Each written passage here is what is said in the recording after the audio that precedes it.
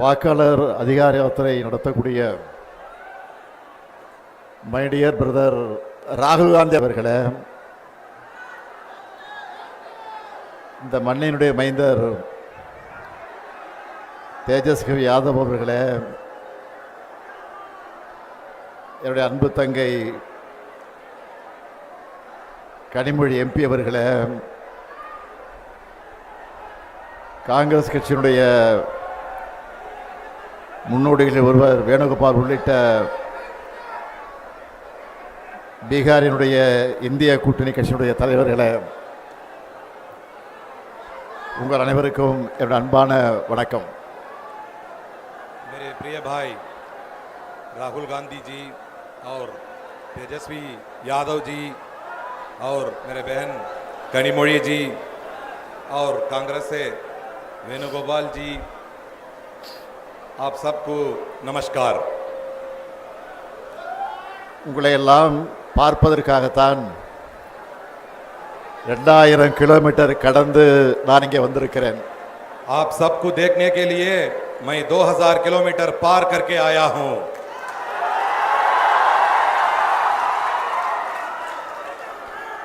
சமூக நீதி, மதச்சார்பின்மை ஆகியவற்றோட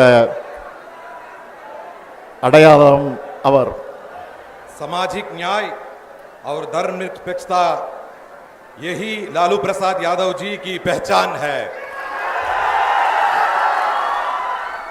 பீகார் என்றாலே மரியாதைக்குரிய லாலு பிரசாத் யாதவ் அவர்கள்தான் எல்லோருக்கும் நினைவுக்கு வருவார்.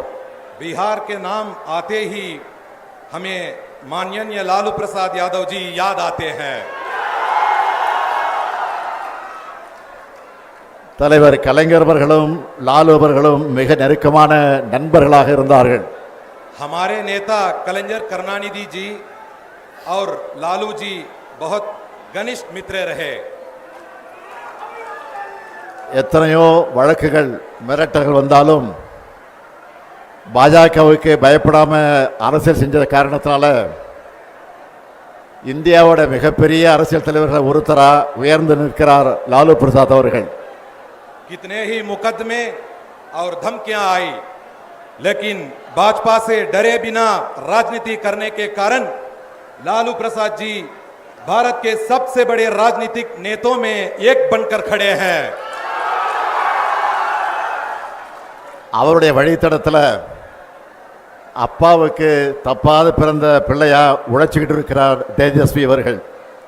और उनके पक्षिणों पर उनके योगी पुत्र श्री तेजस्वी जी ने संघर्ष कर रहे हैं.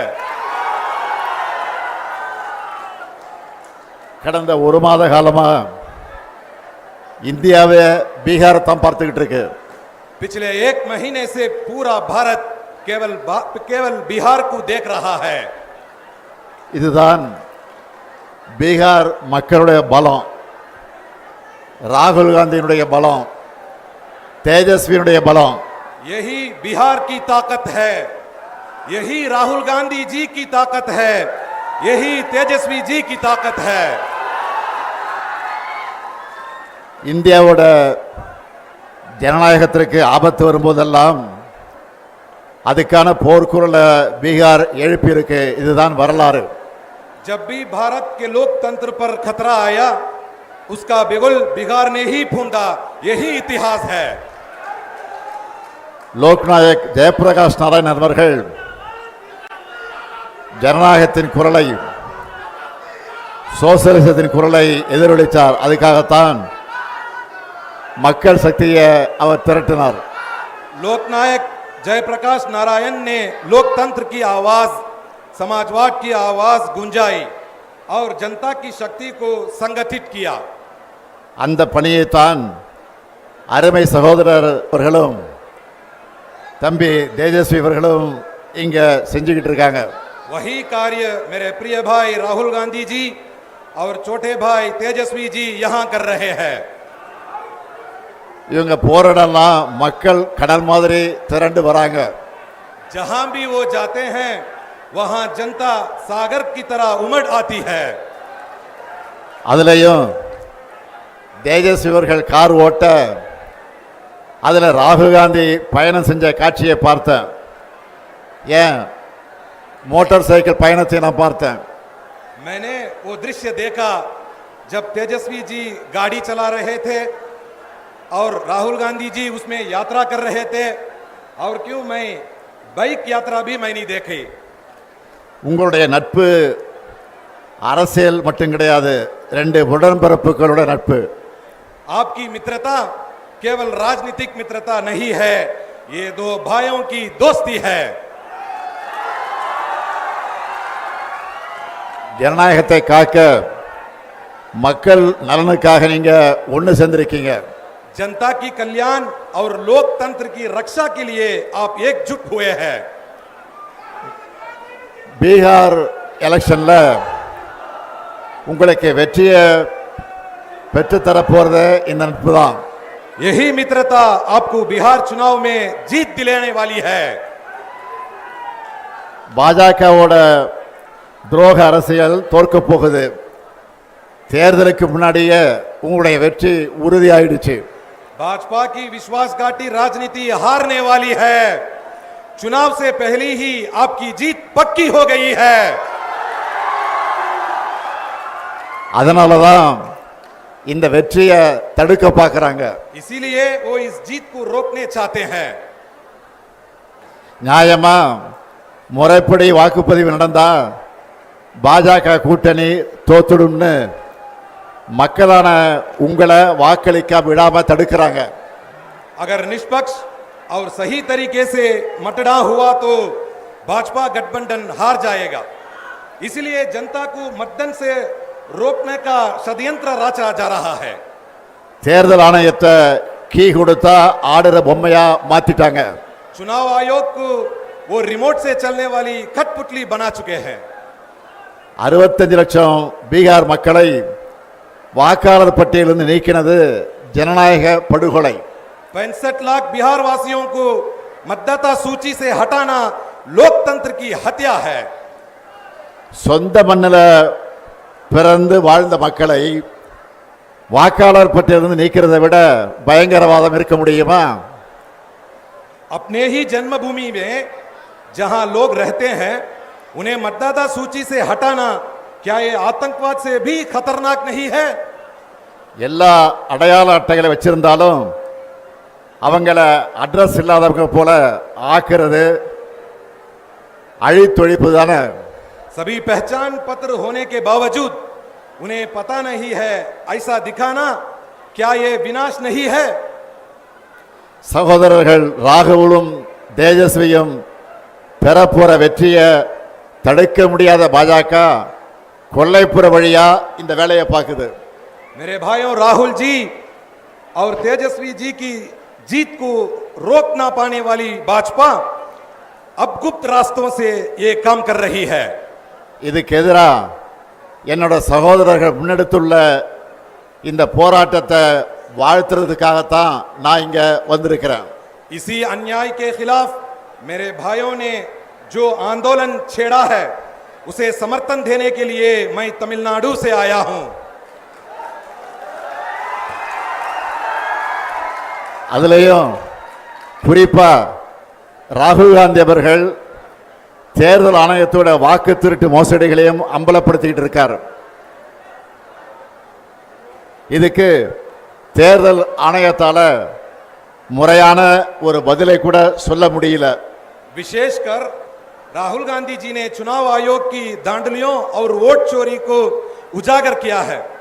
ஆனா इसका जवाब तक चुनाव आयोग नहीं दे पाया. ஆனா ராகுல் காந்தி அவர்கள் உறுதிமொழி பத்திரம் தாக்கல் செய்யணும், மன்னிப்பு கேட்கணும்னு தலைமை தேர்தல் ஆணையர் ஞானேஷ்குமார் சொல்லுகிறார். लेकिन मुख्य चुनाव आयुक्त ज्ञानेश कुमार कहते हैं कि राहुल गांधी जी को शपथ पत्र दाखिल करना चाहिए, माफी मांगनी चाहिए. இந்த மிரட்டலுக்கெல்லாம் ராகுல் காந்தி பயப்படுவாரா? क्या राहुल गांधी ऐसा डरने वाले हैं? ராகுல் காந்தியோட வார்த்தைகள்லையும் கண்கள்லையும் எப்பவும் பயம் இருக்காது. राहुल गांधी जी की आंखों में और शब्दों में कभी डर नहीं होता. ராகுல் காந்தி அவர்களை பொறுத்த வரைக்கும் சும்மா அரசியலுக்காக மேடைகளுக்காக பேசுறவர் கிடையாது. தான் பேசுற ஒவ்வொரு வார்த்தையும் மிகுந்த கவனத்தோடு பேசுறவர் அவர். वो केवल राजनीति या मंच के लिए नहीं बोलते, जो भी कहते हैं बहुत सोच समझकर कहते हैं. இப்போ ஏன் பாஜக அவர் மேல பாயிறாங்கன்னா, आज भाजपा उन पर इसलिए टूट पड़ी है. பாஜக தேர்தலை எப்படி கேலி கூத்தாக்கிடுச்சுன்னு ராகுல் காந்தி வெளிச்சம் போட்டு காட்டிட்டார். அந்த ஆத்திரத்தில் பாஜக அவர் மேல பாயிறாங்க. क्योंकि उन्होंने दिखा दिया भाजपा ने चुनाव को कैसे मजाक बना दिया है, इसलिए उन पर भाजपा टूट पड़ी है. மக்களுடைய வாக்குரிமையை பறிக்கிற பாஜகவோட அதிகாரத்தை மக்கள் நிச்சயமாக பறிப்பாங்க. அதைத்தான் பீகார்ல இப்ப கூடியிருக்கக்கூடிய இந்த கூட்டம் எடுத்து காட்டுகிறது. लोगों के मताधिकार को छीनने वाली भाजपा की सत्ता को जनता जरूर छीन लेगी, यही संदेश ये भीड़ दे रही है. 2024 நாடாளுமன்ற தேர்தலில் இந்தியா கூட்டணிக்கான அடித்தளத்தை இங்க இருக்கக்கூடிய பாட்னாவில் தான் விதைச்சோம். எங்களுக்கு சமமான அரசியல் எதிரிகள் இல்லை, எதிர்க்கட்சிகள் ஒன்று சேர மாட்டாங்கன்னு நினைச்ச பாஜகவோட கர்வத்தை தகர்த்த இடம்தான் இந்த பீகார். 2024 लोकसभा चुनाव के लिए इंडिया गठबंधन की नींव हमने यहां पाटना में डाली. भाजपा को लगा था विपक्षी पार्टियां कभी एकजुट नहीं होंगी, उस घमंड को बिहार ने तोड़ा. 400 இடம்னு கனவு கண்டவங்கள 240 அடக்கினது இந்தியா கூட்டணி. 400 सीटों का सपना देखने वालों को 240 में समेट दिया इंडिया गठबंधन ने. மெஜாரிட்டின்னு ஆட்டம் போட்டவங்க மைனாரிட்டி ஆகிட்டாங்க. மக்கள் சக்திக்கு முன்னாடி எப்படிப்பட்ட சர்வாதிகாரியும் மண்டியிட்டு தான் ஆகணும்னு மீண்டும் பீகார் நிரூபிக்கணும். बहुमत के डिंडोरा पीटने वाले अल्पमत में बदल गए. जनता की ताकत के आगे हर तानाशाह को झुकना ही पड़ता है. ये फिर एक बार बिहार साबित करना है. அருமை சகோதரர் ராகுல் காந்தி அவர்களே, நீங்கள் இன்னைக்கு இந்தியாவுக்கான வழக்கறிஞராக இருக்கீங்க. मेरे प्रिय भाई राहुल गांधी जी आज अब भारत के वकील हैं. உங்களால இந்திய மக்களுக்கு நீதி கிடைக்கும், இந்தியாவில் ஜனநாயகம் தழைக்கும். आपके कारण भारत के लोगों को न्याय मिलेगा, भारत में लोकतंत्र फूले फलेगा. மக்கள் சக்திக்கு இணையானது எதுவும் இல்லைன்னு சகோதரர் தேஜஸ்வி காட்டிக்கிட்டு இருக்கார். मेरे भाई तेजस्वी ने दिखा दिया है कि जनता की ताकत से बड़ा कुछ नहीं है. நீங்க 2 பேரும் பீகார்ல பெறப்போற வெற்றி தான் இந்தியா கூட்டணியோட அடுத்தடுத்த வெற்றிகளுக்கு அடித்தளமாக அமைய போகிறது. आप दोनों को बिहार में मिलने वाली जीत इंडिया गठबंधन की आगे की जीतों की नींव रखेगी. பீகார் சட்டமன்ற தேர்தலில் நீங்க வெற்றி பெற்ற பிறகு நடைபெறக்கூடிய வெற்றி விழா கூட்டத்தில் நிச்சயமா உறுதியா நானும் பங்கேற்பேன். நன்றி, வணக்கம். बिहार विधानसभा चुनाव में आप जीतने के बाद होने वाली सभा में भी मैं भाग लूंगा. धन्यवाद, नमस्कार.